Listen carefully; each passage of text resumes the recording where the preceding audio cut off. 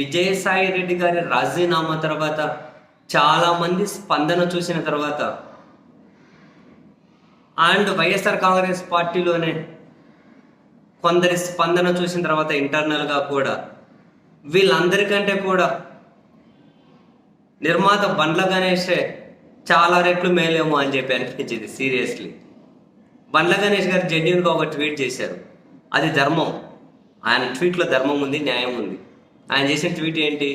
విజయసాయి రెడ్డి గారి ట్వీట్ను రాజకీయాల నుంచి తప్పుకుంటున్నా, వైసీపీ నుంచి బయటకు వెళ్ళిపోతున్నా, రాజ్యసభకు రాజీనామా చేస్తున్నా అన్న ఆయన ట్వీట్ని రీట్వీట్ చేసుకుంటూ బండ్ల గణేష్ గారు పెట్టిన ట్వీట్ ఏంటి? అధికారం ఉన్నప్పుడు అనుభవించి అధికారం పోగానే కష్టకాలాల్లో ఉన్నప్పుడు వదిలేసి వెళ్ళిపోవడం రాజకీయ నాయకులకు పెద్ద ఫ్యాషన్ అయిపోయింది. ఇది ధర్మమా అని పెట్టారు. నిజమే, ఇది ధర్మమా? ఎవరికైనా వర్తిస్తుంది కదా. విజయసాయి రెడ్డి గారు రాజీనామా చేశారని ఈరోజు ఇంకేదో వైసీపీని వ్యతిరేకించే రాజకీయ పార్టీలు, వ్యతిరేకించే మేధావులు, వ్యతిరేకించే జర్నలిస్టులు, మీడియాను సంబరపడుతూ ఉండొచ్చు. రేపు మీ వరకు వస్తే ఎవరికైనా అలానే ఉంటుంది. మన రొటీన్ లైఫ్లో కూడా అంతే. నువ్వు బాగున్నప్పుడు నీతో ఉండి, నువ్వు కష్టాల్లో ఉన్నప్పుడు నీ నుంచి దూరం అయిపోయి నిన్ను మరింత మానసికంగా దెబ్బ కొట్టే వారి విషయంలో మనకు సానుభూతి ఏంటి అన్నది ఉండాలి కదా. అసలు అటువంటి వాళ్ళ విషయంలోనే మరింత జాగ్రత్తగా ఉండాలి.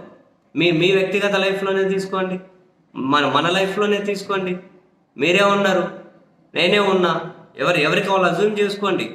మీరు బాగున్నారు, మీ చుట్టూ అబ్బా మీరు వీరుడనా, మీరు సూర్యుడనా, మీరు తోపనా అని చెప్పి తిరిగిన వాళ్ళు ఏదైనా కష్టం వచ్చి మీరు ఉన్నది కోల్పోయో లేకుండా ఏదైనా కనుక కాసింత కష్టకాలంలోకి వెళ్తే మిమ్మల్ని దూరం వదిలిపోయి లేదు మాకు ఆయనకు సంబంధం లేదు, మేము దూరంగా ఉంటాం, మాకు ఆయన ఏం నచ్చాడు అది ఇది అని చెప్పి అటువంటివన్నీ ఏమన్నా చేస్తే ఎలా ఉంటుంది మీకు?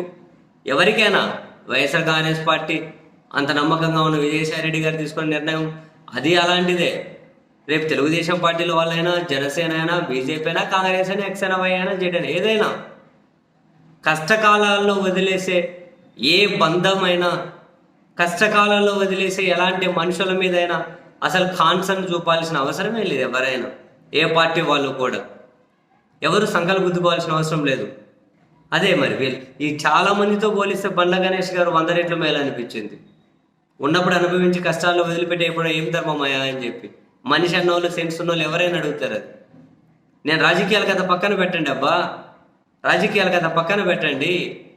మీ వ్యక్తిగత లైఫ్ వరకు చూసుకోండి. వ్యక్తిగత in the sense me life వరకు చూడండి, మీ ఒకరి లైఫ్ వరకే, మీ సర్కిల్లోనే చూడండి.